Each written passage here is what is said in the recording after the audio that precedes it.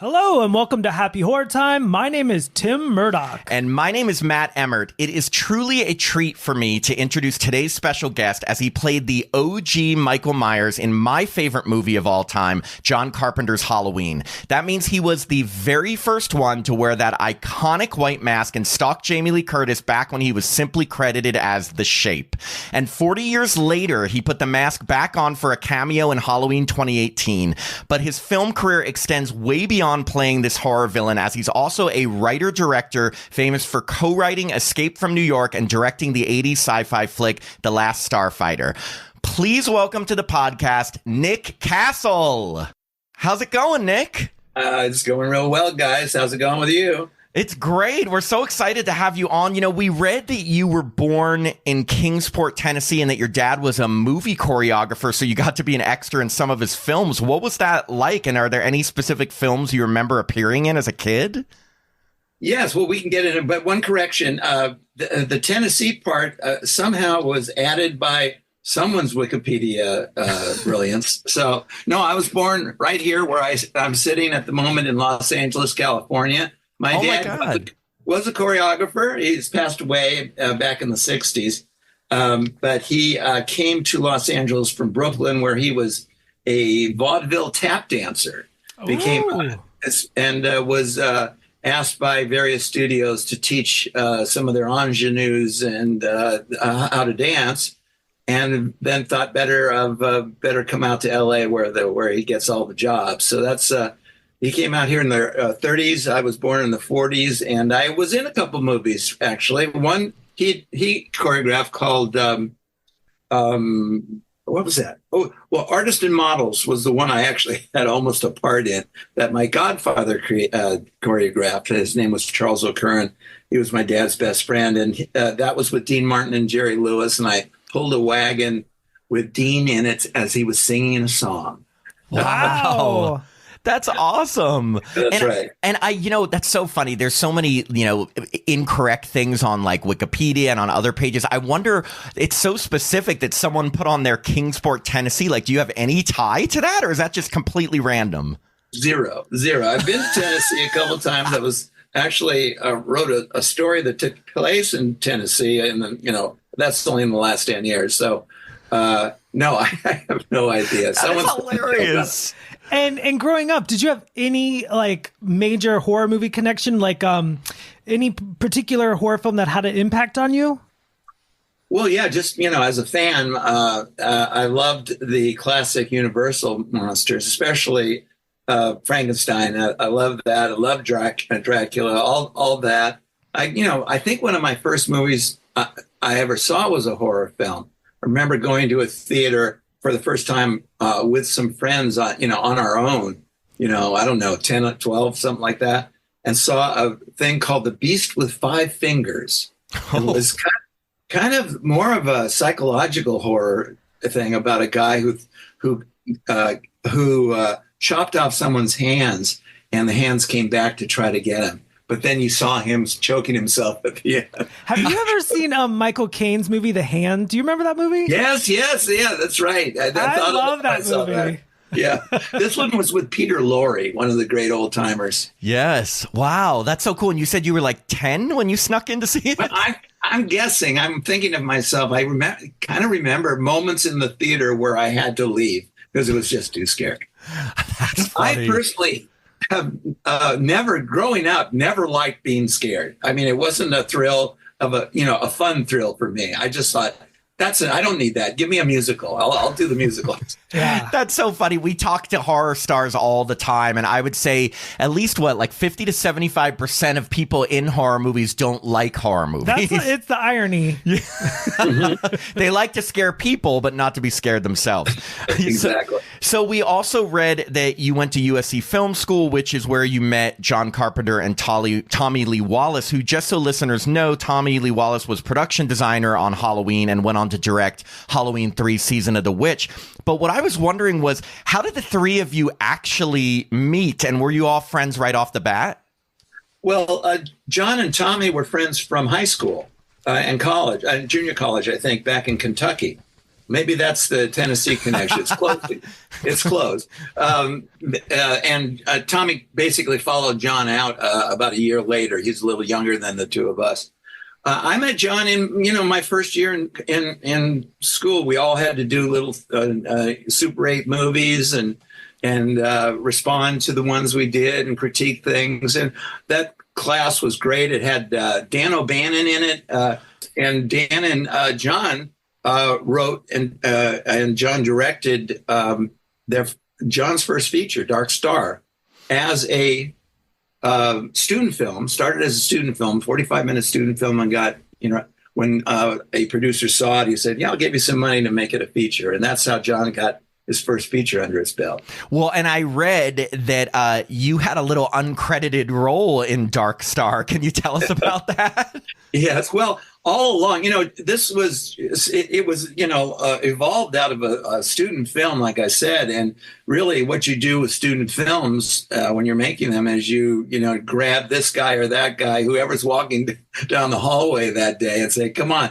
hold this boom," or, grab this prop because we need some hands. So I did that for John and Dan a number of times during the course of shooting the thing. And then John asked me to go to be a monster in the movie. This is my first foray into acting, so to speak, and putting and my connection with plastic, which is I went behind a beach ball that was painted to look like a giant tomato with claws, and kind of maneuvered the ball to make it seem like it was breathing. And I was supple enough at the time to be able to get behind the ball, and you couldn't see me from certain angles. So it was very effective and funny and silly at the same time.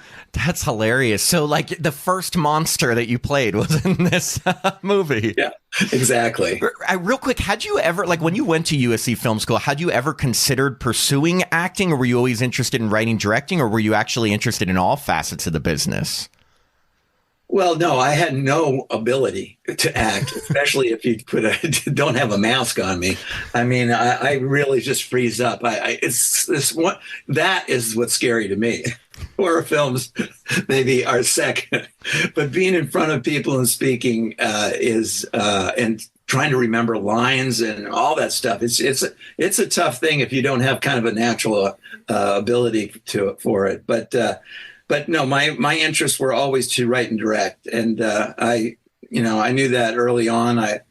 Because my dad was in the film business and TV business, I was always on sets and kind of got the feel for it, and always liked the guy that was maneuvering the cameras. That makes sense, yeah. So jumping forward to 1978 and Halloween. Now, I've heard you mention that you had just kind of wanted to hang out and watch them film the movie, and then John Carpenter asked you to put on the mask and play Michael Myers. How did you first feel about being asked to play a part in the film, especially the part of the killer? Well, I don't remember feeling much of anything, just being appreciative that John was okay with me hanging out.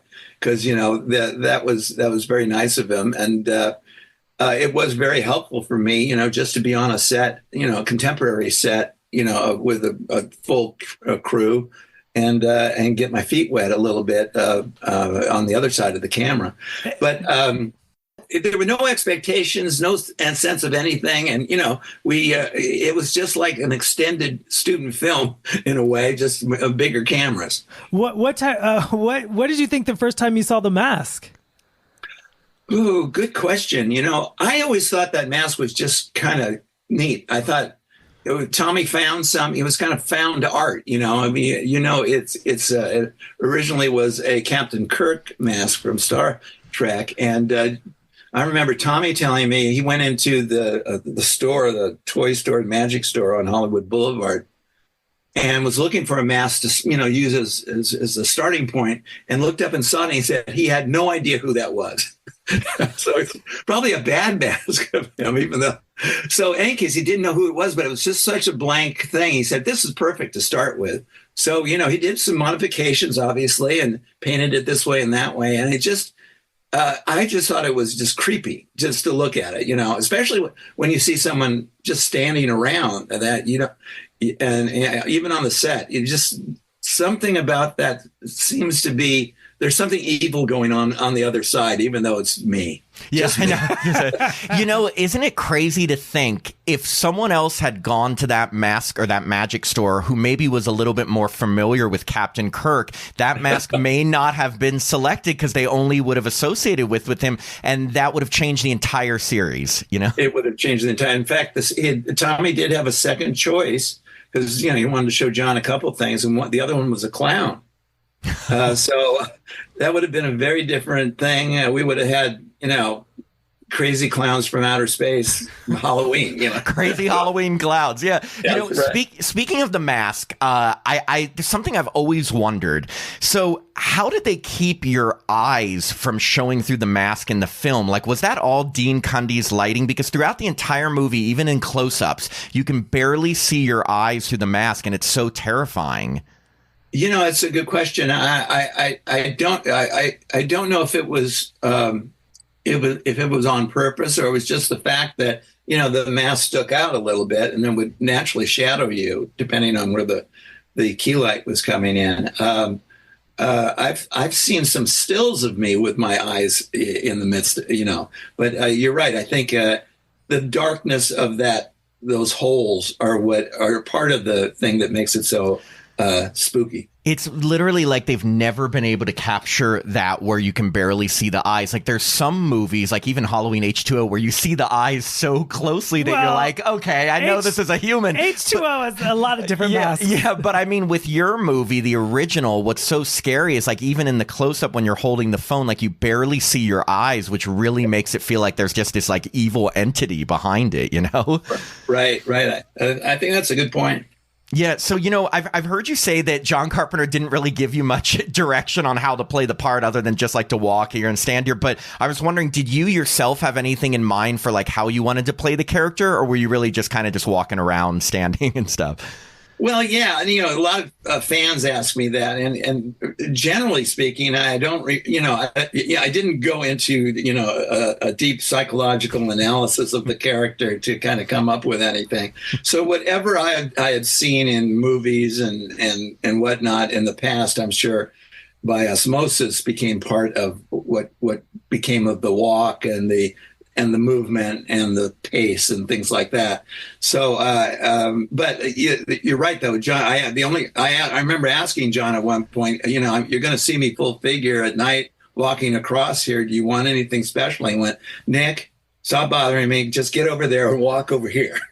That's so funny because, and then, you both create this like enduring character that has terrified people for decades. And it's like, it's so funny because you could totally say, oh yeah, I did this intense research on it and we'd never know because it would feel like you did. I'm going to ask you to tap dance across the street. Yeah, maybe you could have tapped it. That could have been it. What I always felt sorry for the people that came after me that because they had something to study or look at and decide, well, I want to do it this way.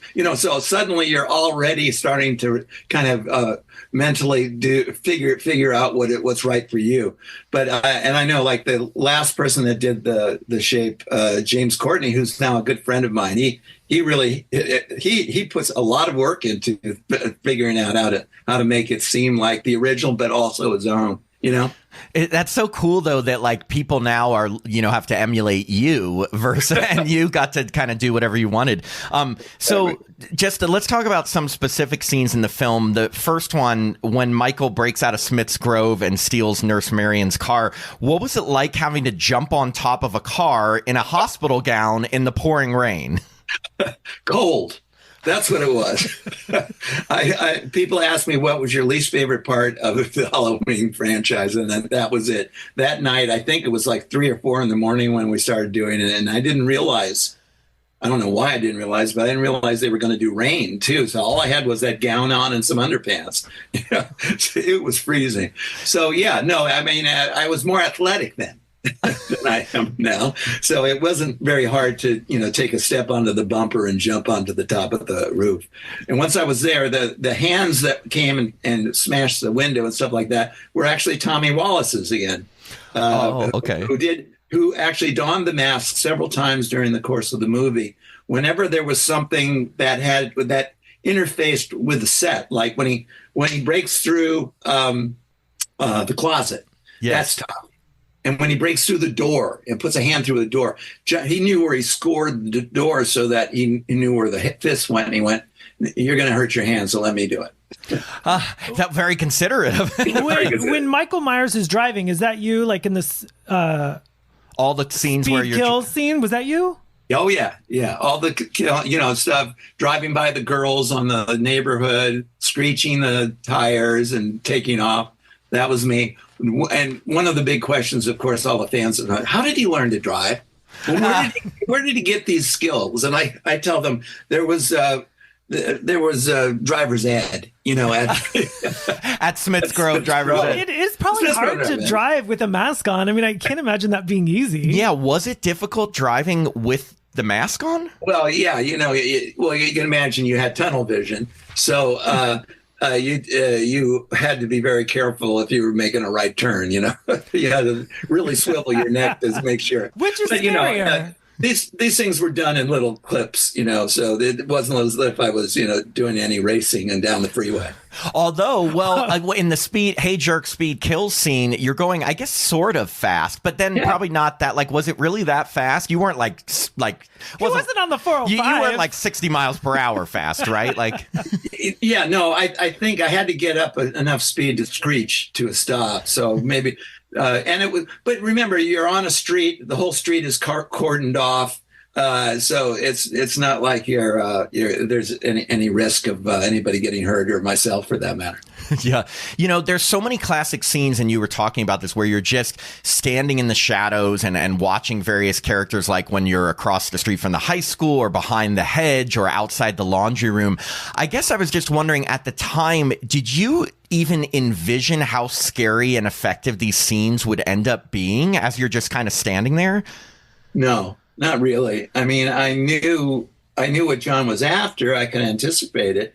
But, it's not till you really put the whole thing together that you get the full impact of it. In fact, another good story from Tommy Lee Wallace, because he was also the editor on this. They had finished the whole movie and they screened it for each other. And they said, yeah, that's pretty good, without music. And then John did his score. They watched it again, and it said it was night and day in terms of the tension that brought, and it just really filled the void, of the quietness. And John is very clever and good and talented about knowing when to put music and when not. So interesting, even for them. I don't think they really knew until it was completely finished. I guess you're right. Like, I can't ever even think about this movie without the music. You associate it with it. But I just remember, like, the first few times I saw it when I was a kid, like, the simplest things were the scariest. Like, you standing behind the hedge, you standing in the backyard, you basically standing everywhere, just watching it. But it's so simple, but so scary. One scene, wanted to ask you about Bob's death scene when you lift him up with one arm and stab him against a door, leaving him hanging there. How did they actually, like, logistically film that scene? I take it you weren't really lifting him up with one arm, or were you? I was that strong. No. No, it's all. If you look at it again, you can see it's all done in cuts. It's not done in a long shot, so you aren't fooled by seeing the whole thing at once. The actor is basically squatting on a box, on a box, and as I lift up, he just straightens up, and you're seeing just his body, and then he's harnessed onto the wall after the strike. So it was just little simple filmmakers tricks. And the famous head tilt, what was the inspiration for that? That was all John. I remember this kind of distinctly, doing the scene, and while they're filming, I'm just standing there, and John said, "Tilt your head to the right." And I go, "What the hell what does this mean?" "Tilt your head the other way. Now come back in the middle and stop." And I went, "Okay." And, then once I saw the dailies the next day, and which John allowed me to come and see, Oh, I see what he was doing. It was like he's admiring his work.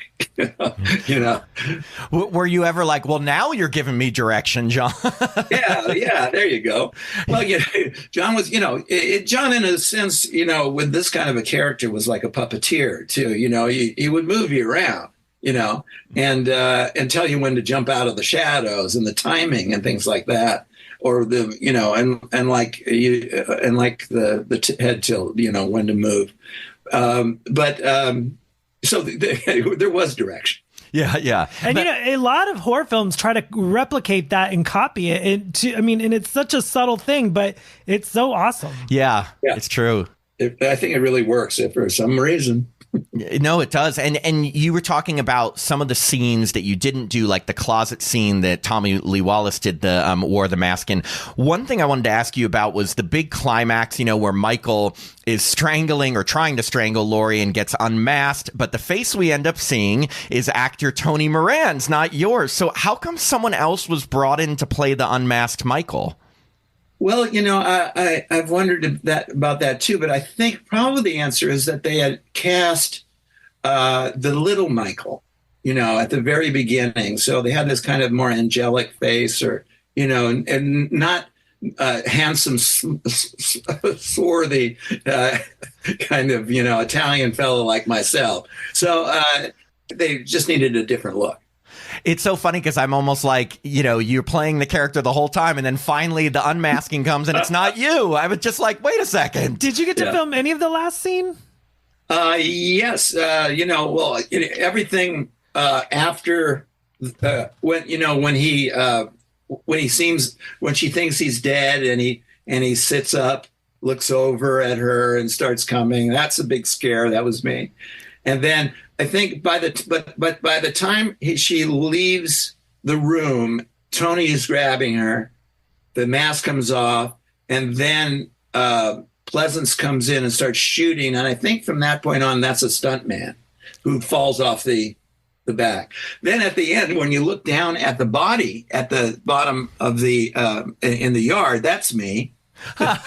Well, but that means you do the classic sit-up, which is, first off, you must have had abs of steel because it is so perfect. Like the way you sit up is done so like easily that, again, it's like it's just perfect for the movie. But I love that you got to be the body in the grass at the end, at least.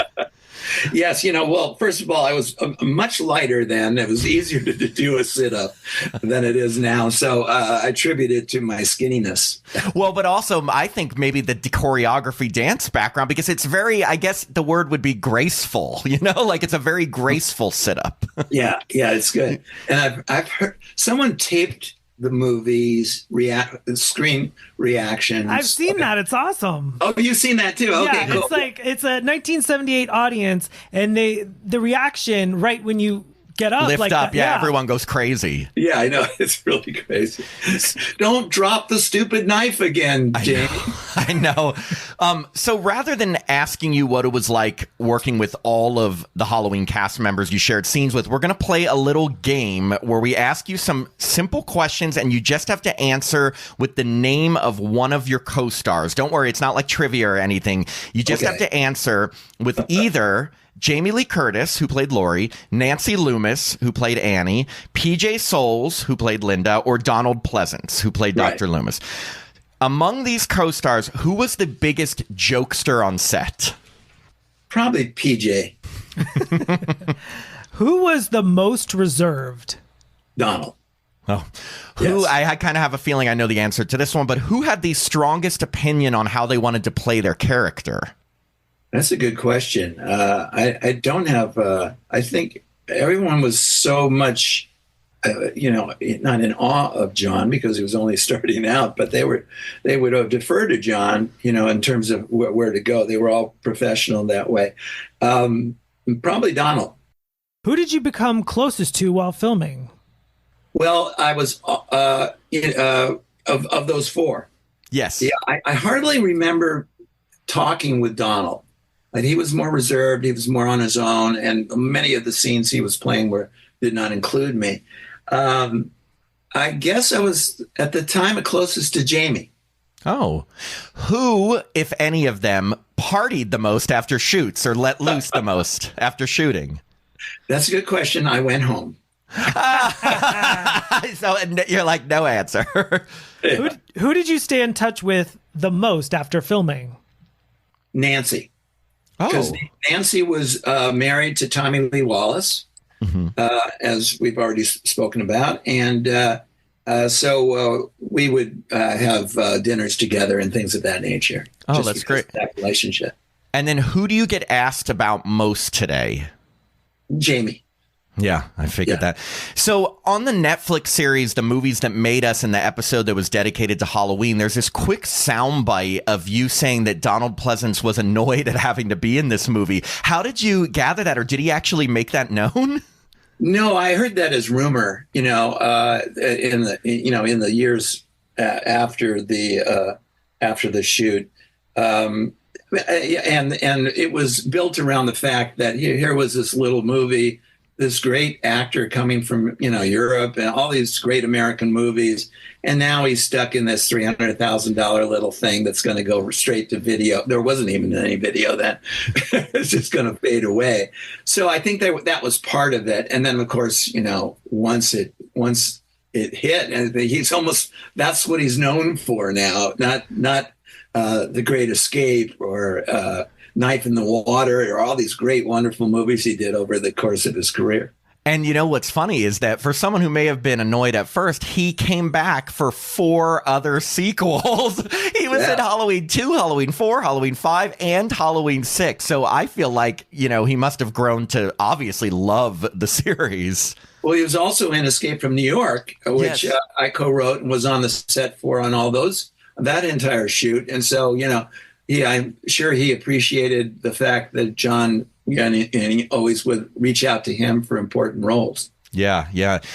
I'm not sure if our listeners know this, but the song that's first playing on the radio when Laurie gets into the car with Annie before they play Don't Fear the Reaper is a song by the Coupe de Villes, which is the band that you formed with John Carpenter and Tommy Lee Wallace. But here's the thing, Nick, I can't seem to find this song anywhere. So I was wondering, did you all write it just for Halloween, or what is the song? That's a good question because, I know there's a song. I'm not sure which one it is. And I'm not sure how it was recorded because I don't remember recording it at the time. He may have pulled something out of like a tape that we were doing, when we would practice our songs. And just because it was so in the background, it didn't have to be of great quality. But geez, that's a good question. I'm going to have to look that up and ask John next time I see him. It's funny. It goes kind of like sha-na-na-na, sha-na-na-na, boop, boop. It's very like sha-na-na-na, yeah. Sha-na-na-na, let's twist. I think that was a song that John wrote, and I think he wrote it even before the Coupe de Villes, but we probably all sang it together. Oh my God, you got to re-release that. I'm telling you, Halloween fans, I looked everywhere on YouTube and I was trying to find it, and I was I'm song from Coupe de Villes in Halloween, couldn't find it anywhere. But it's not on the Vanity album that John and put out. There's an album of the Coupe de Villes. Yes, of course. Yeah. Out the 80s. But this was one of the other ones. We would for Halloween and for the Fog, I'm not sure for any other thing. We would entertain the cast and crew at the wrap party by singing. And John was very serious about it. He said, no, we have to practice before we do this. We don't want to come off as idiots. So we would go a couple of weeks before the wrap party and practice at his house. So we had a lot of fun with that because really our greatest thrill or potential thrill would have been being rock and roll stars, but we had to settle for movie. So, and any chance of a Coupe de Villes reunion? There's talk of things like that, but then John and I look at each other and go, wait a minute, we can't sing those notes anymore.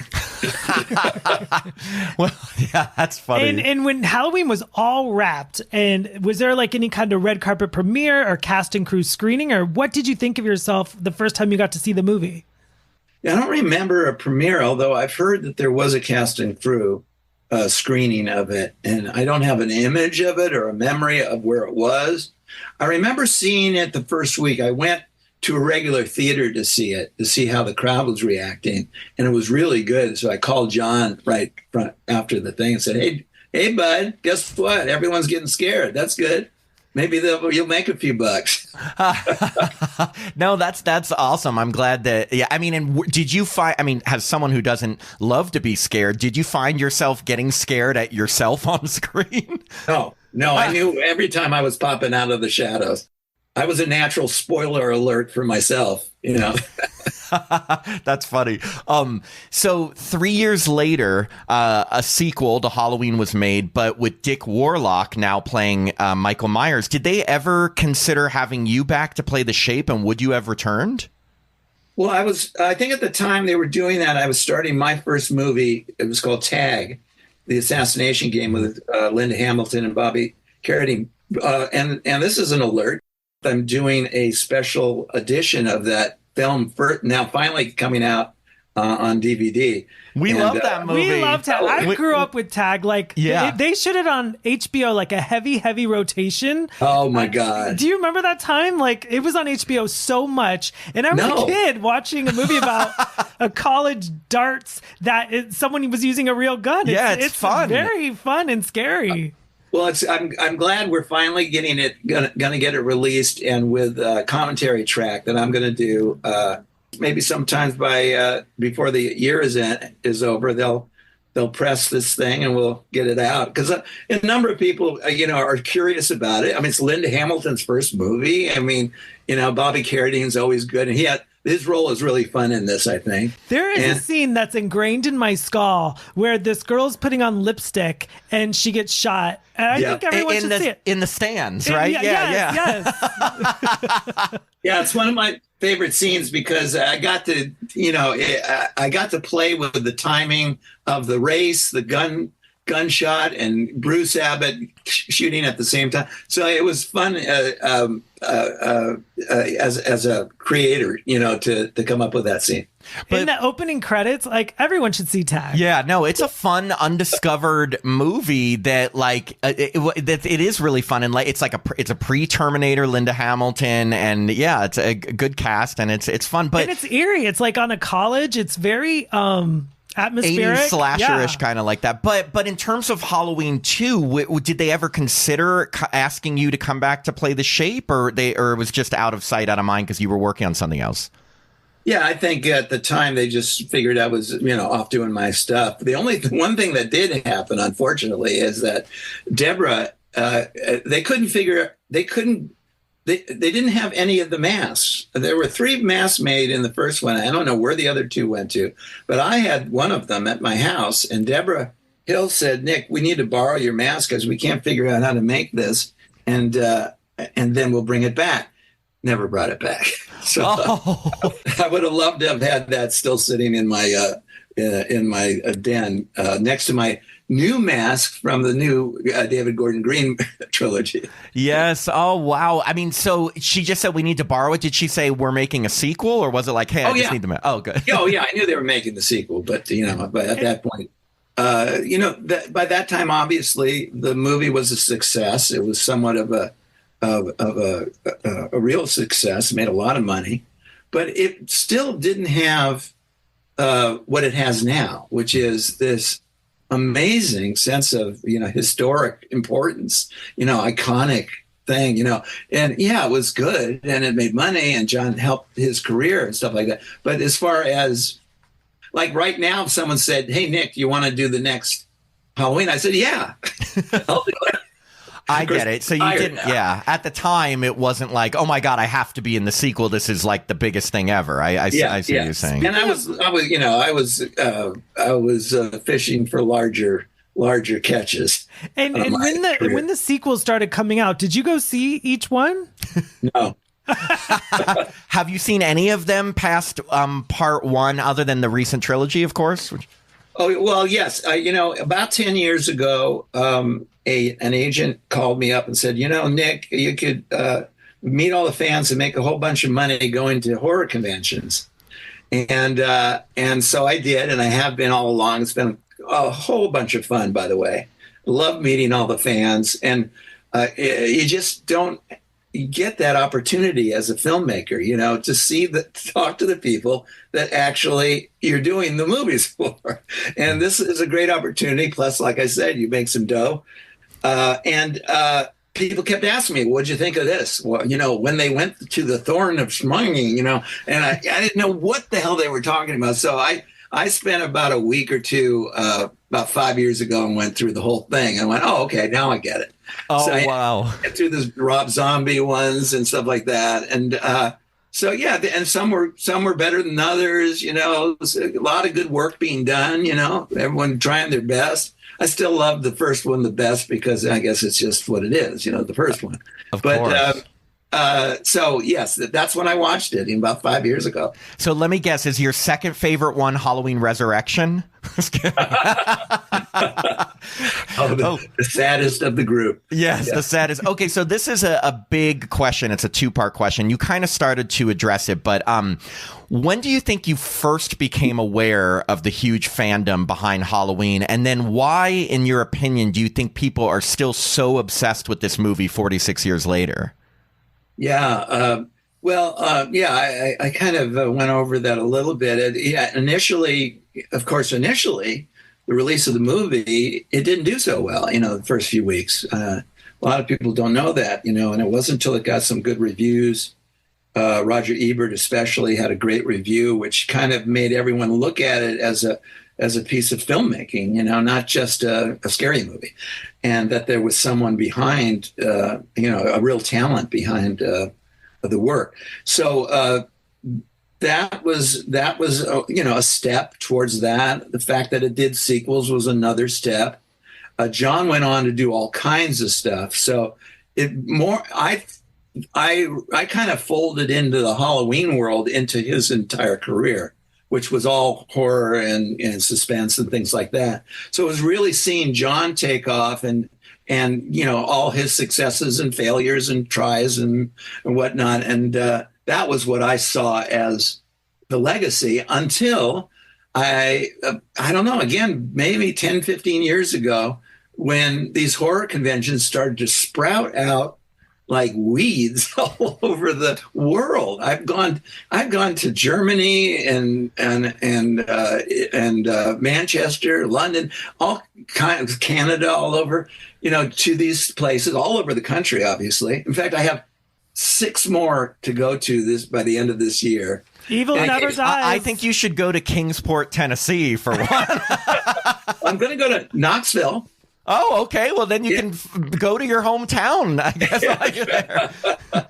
So in any case, when that all happened, I just started seeing, and what I attribute it to is there's just so much nostalgia for this world, the late 70s, 80s, especially motion pictures, young people then that have their families now that want to impart to them with their first big scare. You see a lot of families at these conventions, 3 generations sometimes, talking about their favorite thing and the first time they got scared in a movie. So as for Halloween itself, as part of that, it turns out to be really almost like the godfather of all the horror films. Maybe if it wasn't the first, it's the first really big one that hit. And Michael's character, of course, is such an iconic image now. It ranks in the pantheon of horror history. So that I don't know. I can only explain it by the fact that folks regard it as a personal little memory, as part of their life, and it's for many of them, it's an important one. So. Yeah. I enjoy being part of that. We have a lot of fun with it. And there's some, there's people that say, this is, my mom and dad are gone now, but we used to watch this every Halloween. And I just, so you get that kind of sense of importance and nostalgia and fun. So. Yeah, I mean, the very first time I saw the movie, I was 11 and it was on TV and I watched with my mom and I just found it terrifying and kind of became obsessed with the series ever since then. And it stuck with me my entire life. Like it's weird, but like certain movies that have an impact on you at a certain time can just become ingrained in your entire life. And I think Halloween is that for so many people. Yes, I agree. So fast forward 40 years later to 2018, how did your cameo in David Gordon Green's Halloween reboot come about? How did that all get started? Well, this goes back to, I mentioned my agent, Sean, his name is Sean Clark, for these horror conventions. He also represents many of, if not all of the other guys that played Michael Myers over the sequels. And books them into these shows. And someone from Blumhouse called him knowing that he knew a lot of these. They were looking for a Michael. They're looking for a 60-year-old or whatever it would be Michael nowadays. And they said they were asking about this guy and this guy. And then Sean said, well, why don't you just get the guy that played him to do it since it's 60 years later? Nick Castle. And I went, oh, my God, would he do that? Would be interested? And he went, I'll call him. So Sean called me and I said, well, maybe. I'm happily retired now, and I didn't, I thought it might be fun. And he said, well, the director would like to talk to you. And so we got on a Zoom call, much like we're doing here today. And I talked to David and he said, would you be interested? And then as we talked about that, and I said, maybe, but I don't know, here we are. Let's say we're in the middle of production. It's 3 a.m. and when I read the script and some girl is throwing a chair at me and I'm already 72, or whatever I was at the time, years old, and I'm tired. I go, maybe not. Maybe actually need someone that could take that hit and, be someone that, is going to, and also probably that's not quite as big as I've gotten. I would have had to go on a diet and not eat for a while. So all those factors, I said, maybe David, what we should do, let's have fun with some kind of cameo, where I come in, I do a scene here, a scene there, or whatever. And he said, I think that's a great idea. And then he went out and cast it and got James Jude Courtney, who I think did a great job. Yes, yes. And what did it feel like putting the mask on again? It was tighter than the one, the original one. I remember that because it was kind of annoying. And again, just like my least favorite shot in the first one, well, they didn't throw water on me. They did wait till 4 a.m. to do the scene. Really? It was the last scene of whatever day it was. And I wound up just doing that one scene I did another scene, but it was cut out.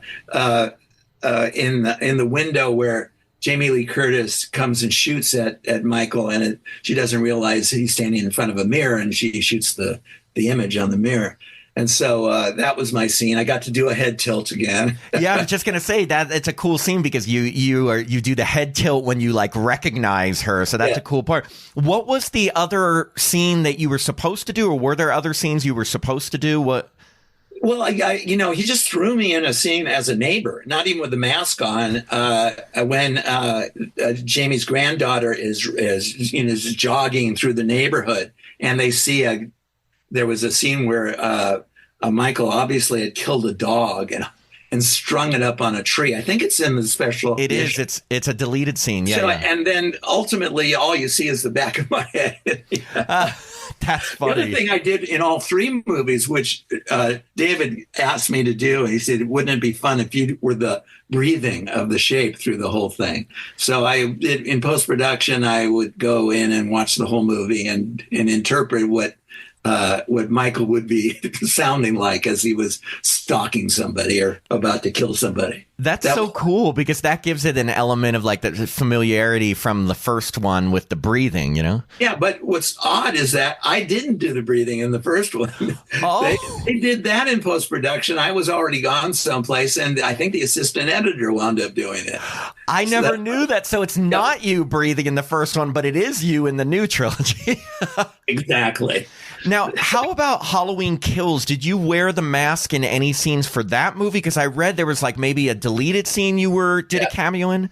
Yes, that's also in the special edition. At near the beginning of the movie, after he destroys all the firemen, he winds up going into someone's house and killing the husband and mutilating the woman. And at the beginning, she's flying this drone inside her house, and the drone goes into how it's cut now is the drone goes off screen into the bathroom, and then suddenly the drone gets thrown out and you don't see who's in there. Well, they actually shot me in there, kind of in the bathroom, washing off the blood on my hand and looking over at the drone and swatting. So that was my scene. It's such a shame that they cut that from there. Yeah. In a way, I could see why they would do it, because you didn't necessarily know he was there. But you get this kind of feel of something's wrong. The drone got so we know he's going to be there. So probably not a bad note. And Halloween Ends.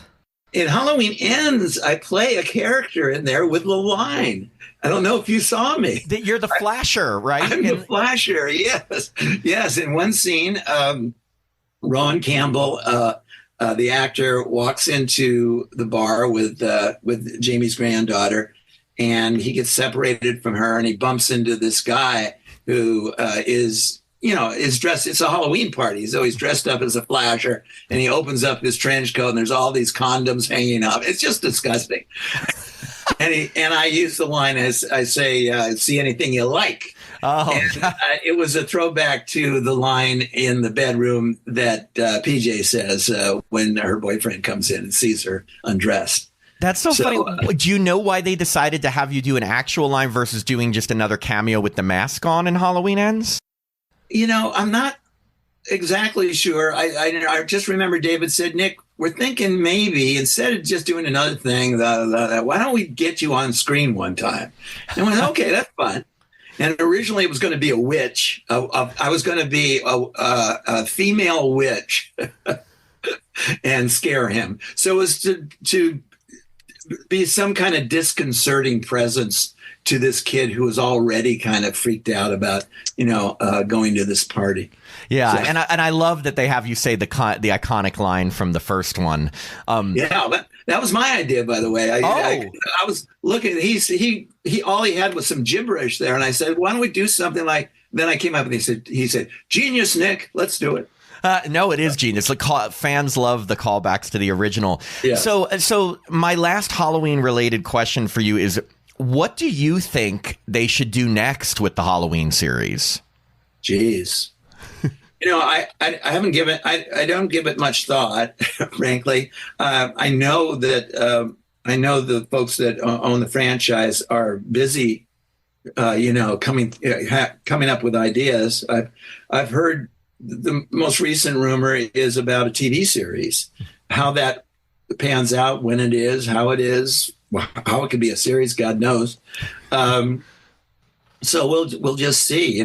It's for my purposes. I love that that something new comes out, and if nothing else comes out, somehow the merchandise that surrounds, I don't know if you have any of these things, merchandise that surrounds these horror films, and especially Halloween, is endless. They keep coming up with new pop figures, new T-shirts, somehow to celebrate the anniversary of this or that, or just the fact that I don't know how many pop figures these people can collect, but there's tons of them. So it's fun to see people. There's a lot of collectors. That's the other thing. Not just fans, but collectors too. This is like when I was a kid, it was like coin collecting, and stamp collecting. Now it's Nick Castle collecting. I mean, my dad is a coin collector, and I'm a Halloween Michael Myers Nick Castle collector. So I totally get it. I mean, you're right. Like, merchandise will never get stale. There's always new merchandise. But we hope that they can revive it in a way. I think a TV series is interesting. It really depends on, I guess, how they would do it. I've heard like rumors about things that they may go back to like the time after the original and stuff, but I guess we'd have to see what Michael's up to on the other 364 days of the year. Yeah, exactly. So that would be interesting. So we'll see what happens with that. But I know we've spent most of the interview talking about Halloween, but before we wrap up, I did want to touch upon some of the other films you've worked on throughout your career, starting with, and you had mentioned co-writing the 1981 classic Escape from New York. And I was just wondering, how did you get involved with that John Carpenter project? Well, John actually wrote the original screenplay for that right out of college. It was his first screenplay.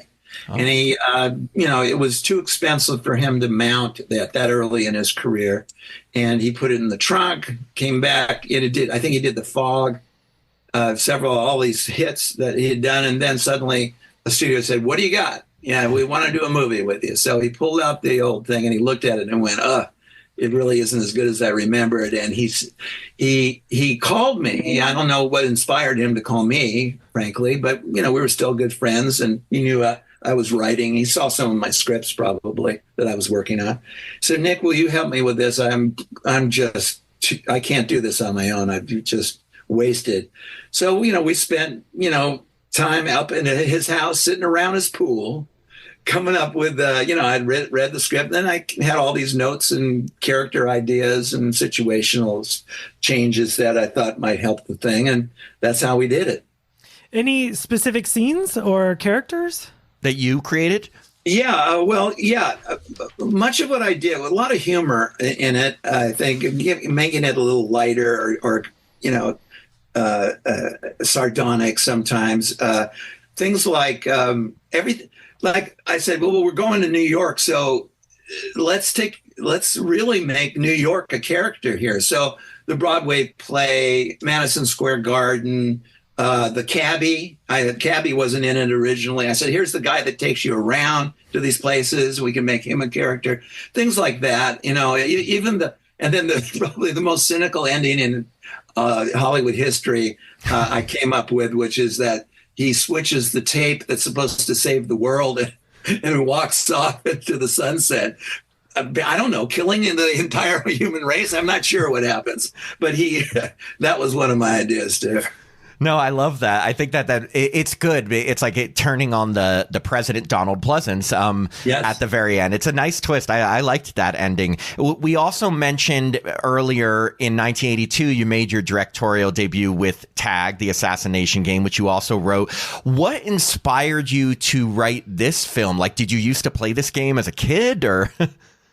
Yeah, no, this was one of those situations, when you're trying to make the transition from writer to director, it's always a trick. It's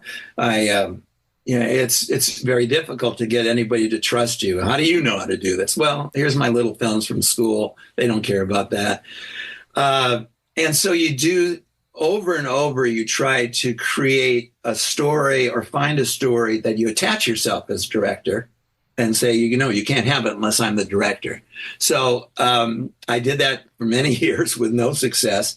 Then my next door neighbor, who's also a producer and aspiring producer, said, "Nick, here's this game that we saw that's on campuses going all around. This would make a great movie. Could you come up with a story? And if you do that, you could attach yourself as director." And I went, "Oh, not again." Yeah, no, I'm not going to do it. But then I did it, and lo and behold, it worked. We found $1 million from somebody, and we went off and on our merry way. But you got to go through all the failures for getting the one lucky break. I can imagine.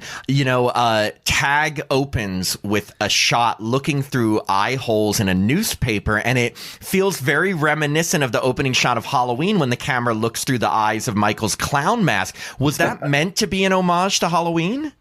No, I don't think so. I think I was looking for a kind of comic, iconic imageries of uh, old 40s film noir kind of things, I mean, it doesn't exactly make sense, but, anything that I felt would be masking somebody so that you wouldn't see who they were.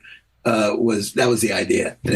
No, I mean, I loved the film noir type of references in it. I guess because I'm so Halloween obsessed, that's what I saw when I was because when you see it through those eye holes, I'm like, oh my god, just like the clown mask. But obviously, people who aren't as obsessed with Halloween wouldn't have noticed that.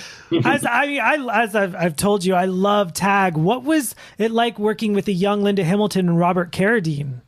Oh, well, it was great. They were both very professional and young and professional. And Linda had to endure the French cinematographer who had, was part of the reason I think the movie was, it got me my next movie because it was so beautifully shot and the reason that I got him. But he was obsessed with making sure her head was tilted a certain way to catch the light and stuff like that. So she was a real trooper. I hadn't seen her for all these years. And then 2 weeks ago, I was at a convention that she was at, and we got to say hello to each other and big hug, and got to reminisce a little bit.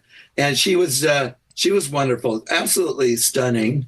And then Bobby was, I thought, perfect for this kind of rascally, again, kind of film noir type detective reporter that I was trying to make work for the style of the movie. Wait, did you tell Linda about the upcoming Blu-ray release of Tag? Maybe she can do audio commentary with you. I did. I didn't pester her about that, but she said, "Oh, I want one." And she said, "I'll get you one." And she gave me her number. Maybe before we go ahead and do this, I'll see if she wants to be part of it. That would be so cool. Yes, I'm so excited. We're reaching out to Bobby too to see if he's available. Oh my God, that's awesome! And then you directed the 1984 sci-fi film The Last Starfighter, starring Catherine Mary Stewart and an alum of Halloween 2, Lance Guest. Any fun stories you can tell us about your experience directing this film? Well, yeah, there's so many. It was unusual for me because I didn't have any special talent in science fiction. I like old science fiction, but it's not as if I came up through that world, and understanding it. So I was lucky to have some amazing talent to help me pull that off. First of which is Ron Cobb, who was the production designer, did all the designs of the characters, the ships, all things like that. He worked on Alien. He worked on Total Recall. He was production designer on Conan, the original Conan. Just one of the great human beings of all time. He's passed away recently, and I love him so much. And then James Bissell, was the production designer on E.T. and many, many, many movies since. So I had a great staff, a great group.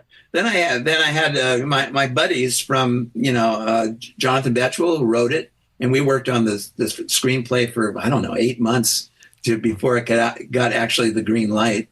He's the one that came up with, what do you think of this, Nick? The Music Man in Outer Space. We get Robert Preston. And I went, oh my God, is that genius? So we just started writing the character for Robert's abilities, which were many, and worked out really well.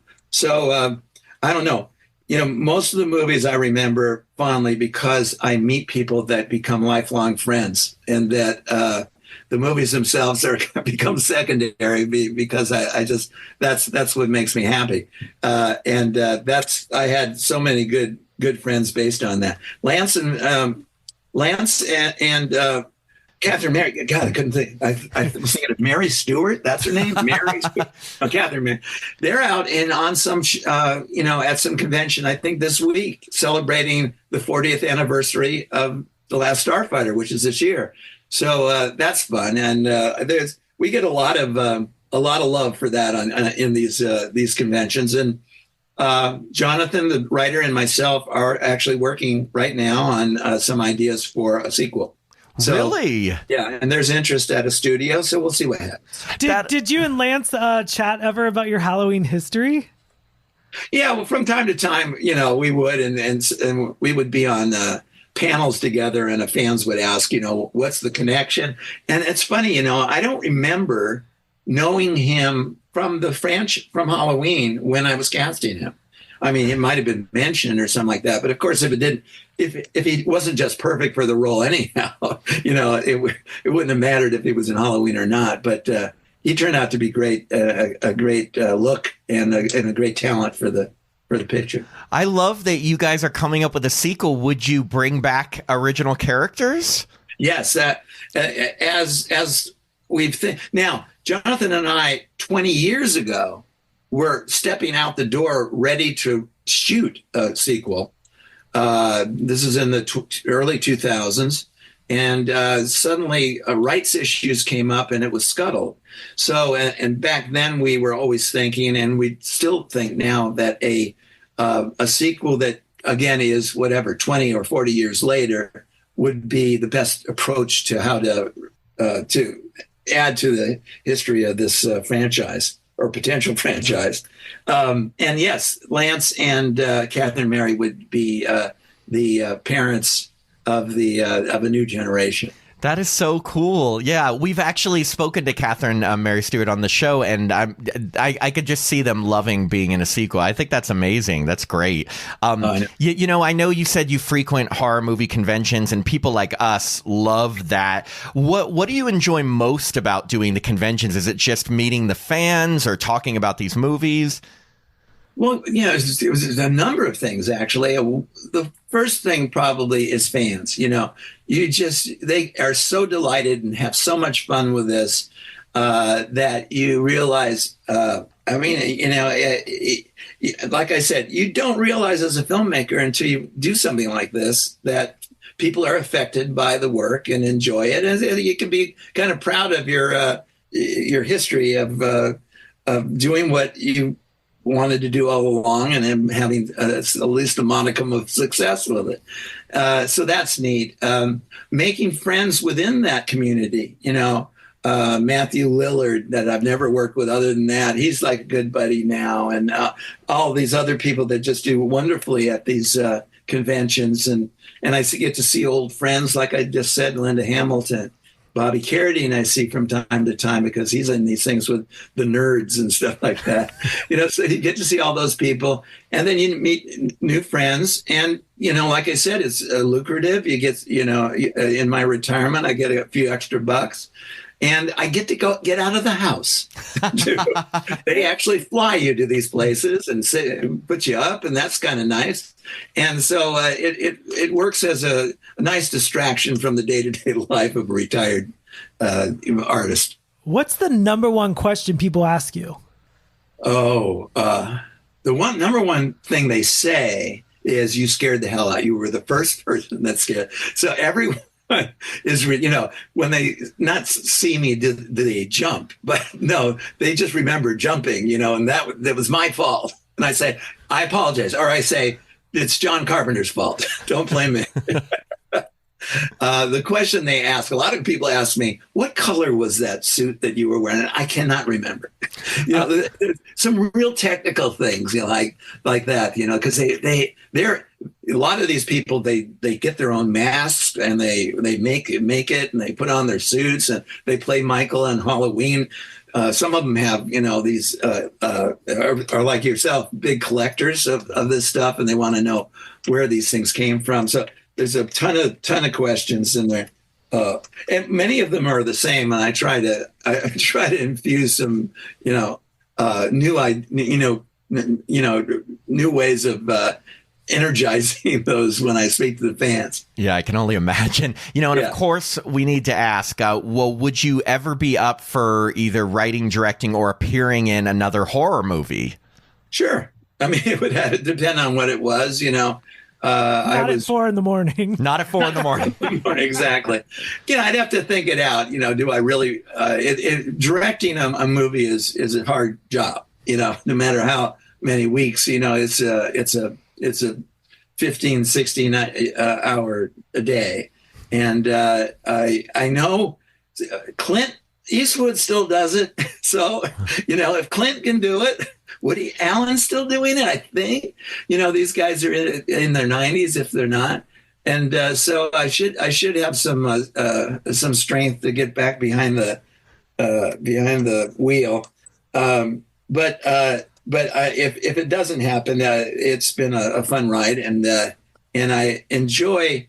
What I did enjoy much about the recent David Gordon Green collection was David was appreciative of my work and of my directing skills and writing skills, and he would send me the screenplays to analyze, and we would talk about it. I would give him ideas. That reinvigorated my interest in writing.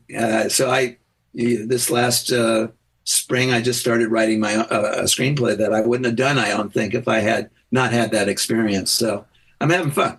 That's so awesome to hear. And are you and John Carpenter and Tommy Lee Wallace, are you guys all still close? Do you still keep in touch a lot? Yeah, we do. Tommy lives in Northern California. I'm in Southern California, so I don't see Tommy as much. John and I'll come back from one of these shows and I say, I owe you another free lunch, John. Where are we going? So we'll go out to lunch and shoot the shit. He's very busy these last 6 months. Boy, as he gets older and he keeps doing things like his music.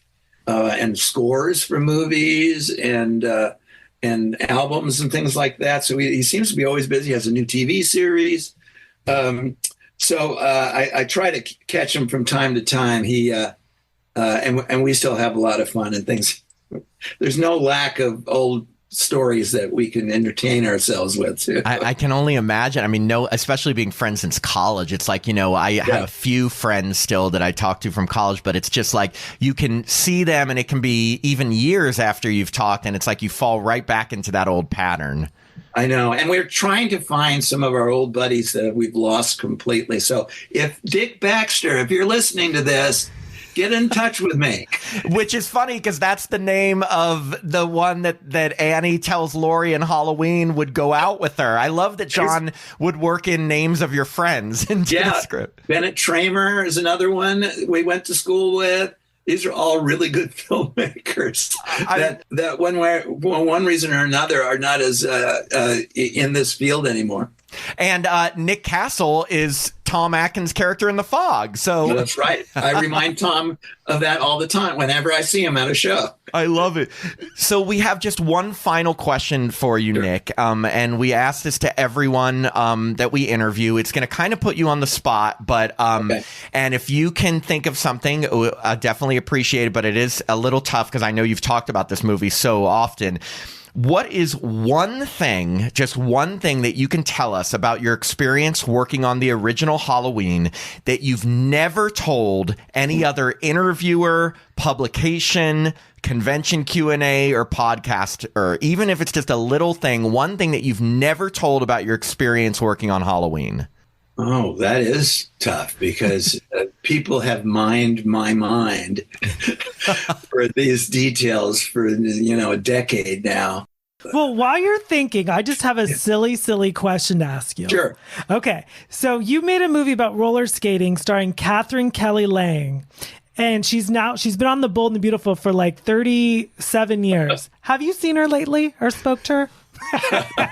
No, and she was such a novice at the time, a real ingenue, and she's so sweet. I would imagine she'd be a totally different human being now. Yeah, you could turn her on CBS daytime, Bold and Beautiful, Monday through Friday. Tim is a big soaps fan, so we had to throw a soap question in. I was like, Catherine Kelly Lang is connected to Nick Castle. Yes, exactly. Well, they had a midnight screening here in my town, in Las Vegas, in Hollywood, about a year ago or 2 years ago, that we made the mistake of going to. It was really embarrassing to see that movie. Oh. But some people just think it's so out there that it's somehow kitschily and entertaining. So I love it. Hey, yeah, there's fans. There's always a crazy everything. person in the crowd. Like, That's me. Tim is usually the crazy person in the crowd. Well, so back to that final question. If there's anything, even one little thing about your experience working on Halloween that you've never told, like, I don't know, took a ton of takes to stab Jamie Lee Curtis right on the shoulder, or a neighbor came out when you were filming the street. You didn't get street clearance one night. Yeah, anything that maybe, yeah.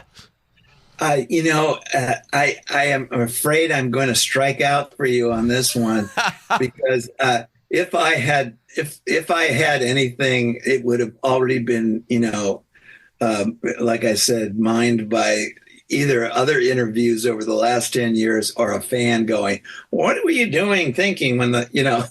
No, I totally understand. I figured it has been 46 years, and you've talked about it. Well, this is another silly question. Yes. Do you still have a dart gun from the movie Tag? No, I don't. I am looking right now, though, at the Variety ad for a Tag that someone decoupaged on a piece of wood, and that's pretty silly. And it's totally okay if you can't think of something to put it on your site. You've already told us so many great, amazing stories about the movie. I just wanted to thank you so much. Like, Nick, I just want to be able to tell you it's really like an honor for someone like me, for both of us. But like this movie, Halloween, has been such an integral part of my life. And I know it sounds kind of crazy because it's a movie about a killer. To back Matt up, he is the #1 Halloween fan I've ever met. It's just so huge to me. So getting to be able to talk with you about like specific scenes and everything, it just means so much to me. So thank you so much for taking the time. It really is an honor. Oh, well, you're welcome. It was a lot of fun. Thank you, both of you. Thank you again. We hope to stay in touch, and and all the best wishes to you. Okay, thank you guys. Have a good day. Okay, take care. Bye-bye. Bye. Nick.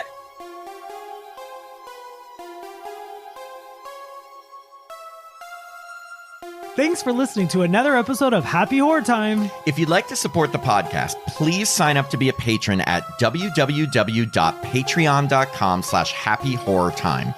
As a patron, you get access to all our bonus content, which now includes 2 new bonus episodes every month, a monthly after show mini episode, access to our Discord community so you can chat with us directly, and the chance to review a film with us in one of our bonus episodes. Patrons also get all our regular episodes ad-free and a day early, our monthly newsletter, the chance to vote in polls, and autographed Happy Horror Time stickers. I'm Matt Emmert. And I'm Tim Murdoch. And we hope you have a happy horror time.